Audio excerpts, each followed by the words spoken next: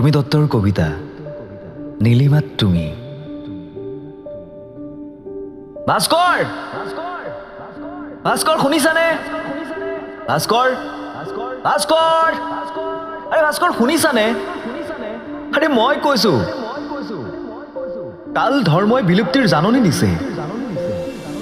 হাতীৰ সুৰেৰে নামিব আজি ভোগৱতী পৱন পথেৰে। হৌৱা হৌৱা চোৱা প্ৰলয় মেঘে পাখি মেলি উৰি ঢাকিছে অন্তৰীক্ষ। আৰে ভাস্কৰ শুনিছানে? আৰে শুনিছানে মোৰ কণ্ঠ?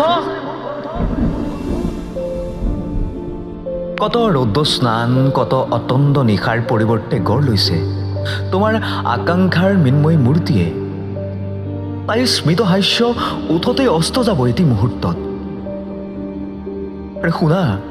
আৰে শুনা ভাস্কৰ, গগন কঁপিছে মেঘডম্বৰুত, প্ৰলয় মেঘে অভ্ৰু আগুৰিছে, কাল প্ৰবাহ বৈ আছে বিনাশৰ। কাল ধৰ্মই কৈছে তাই সুখ স্বপ্নৰ দুনয়ন অশ্ৰু জলেৰে পূৰ্ণ হ'ব আজি। কেশপুঞ্জত ব্ৰজ পৰি ভস্মীভূত হ'ব তাইৰ সৌন্দৰ্য। দুগালৰ বালিচন্দাৰ সলিল সমাধিত নষ্ট হ'ব তোমাৰ কষ্ট। ভাস্কৰ ভাস্কৰ চোৱা হোৱা ভোগৱতী নামি আহিল, সচিত হোৱা ভাস্কৰ।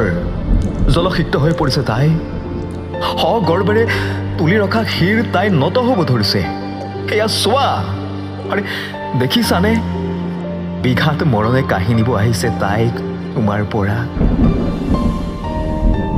ভাস্কৰ নিমিষতে কাল প্ৰবাহে উটুৱাই নিব ভাস্কৰ্য তোমাৰ।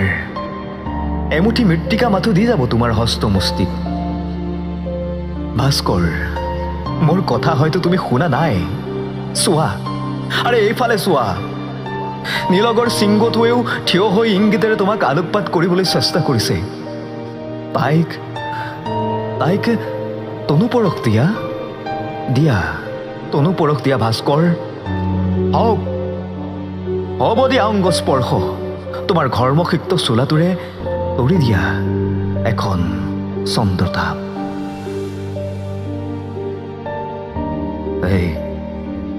এই ভাস্কৰ মোৰ কথা শুনা ভাস্কৰ। কাল চক্ৰক ঘূৰিব নিদিবা, ধৰি থোৱা, নহলে মোৰ দৰে তাৰকাপুঞ্জৰ মাজত তুমিও তাইক বিচাৰিব লাগিব এদিন। নয়নাশ্ৰু বৈ সুধিব লাগিব, প্ৰতিমা